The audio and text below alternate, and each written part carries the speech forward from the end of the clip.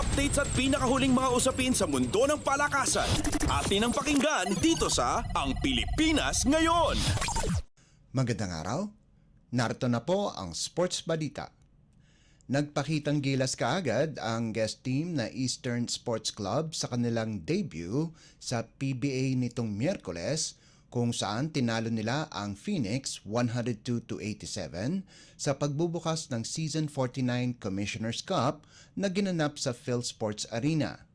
Nanguna para sa koponan si Hayden Blankley na pamilyar na sa Pinoy fans kung saan naging miyembro ito ng Bay Area Dragons na nagtapos ng runner-up sa nagkampiyon na Barangay Ginebra noong 2022 PBA Commissioner's Cup.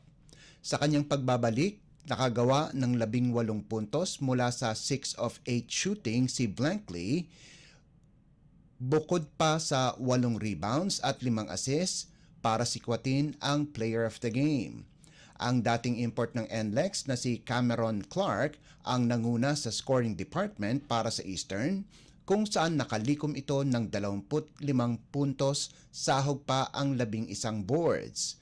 Sa kabilang banda, nakagawa ng double-double ang import ng Fuel Masters na si Donovan Smith na may 33 puntos at 11 rebounds, habang nagdagdag si Jason Perkins ng 22 puntos, 5 rebounds at 4 na assists.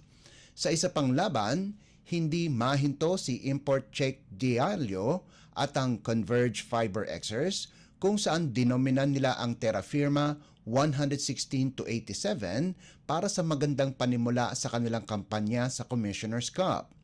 Naipasok ni Diallo ang 11 sa kanyang 13 pagtatangka sa field para sa kabuang 25 puntos habang humakot din ng 16 na rebounds. Nagambag naman si Justin Arana ng 16 na puntos at 12 rebounds habang kinailangan lamang ng 15 minuto ni Mike Nieto para makascore ng 11 puntos para sa Fiber Xers.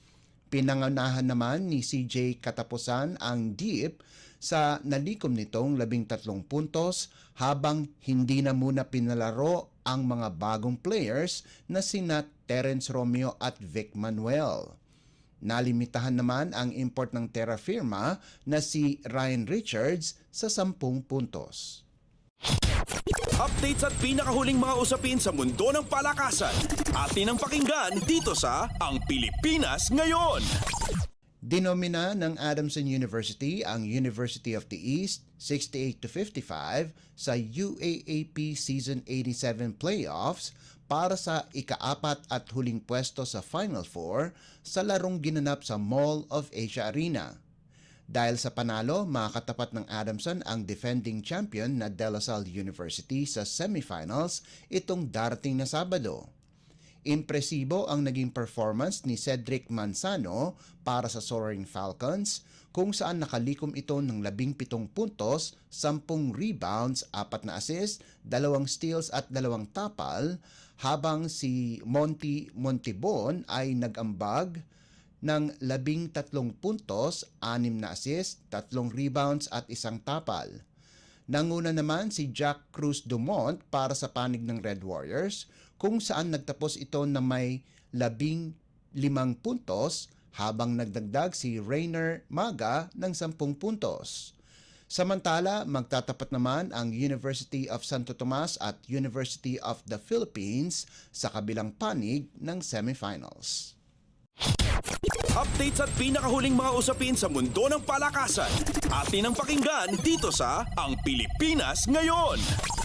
Dinaan sa lakas ng crisscross para makapasok ng Spikers Turf Invitational Conference Semifinals sa pamamagitan ng 25-8, 25-13 at 25-7 demolisyon sa walang panalong Chichi DHTSI sa larong ginanap sa Inares Sports Arena sa Pasig nitong Miyerkules. Ito na ang ika-5 sunod-sunod na panalo at ika-7 sa kabuuan ng King Crunchers para tumabla sa kanilang karibal na Signal HD Spikers sa tuktok ng team standings at makuha ang ika-3 semis slot. Pinangunahan ni Gian Glorioso ang King Crushers sa kanyang nagawang 15 puntos galing sa 8 attacks, 5 blocks at 2 service aces. Nakakuha naman ng suporta si Glorioso mula kina Francis Saura na nakapagrehistro ng 12 puntos at kay Chu Niga na nagdagdag ng 11 markers. Impresibo din ang performance ni rookie setter Adrian Villados sa nagawa nitong 12 excellent sets. Walang naka-double digit sa panig ng Titans kung saan nakagawa lamang ng 6 at 5 puntos sina team captain Jonathan Sorio at Kurt Marinas ayon sa pagkakasunod. Updates at pinakahuling mga usapin sa mundo ng palakasan. Atin ang pakinggan dito sa Ang Pilipinas Ngayon. At yan ang pinakahuling balita sa larangan ng palakasan. Para sa Radyo Pilipinas World Service, ito po si Leo Magpayo. Magandang araw. Updates at pinakahuling mga usapin sa mundo ng palakasan. Atin ang pakinggan dito sa Ang Pilipinas Ngayon.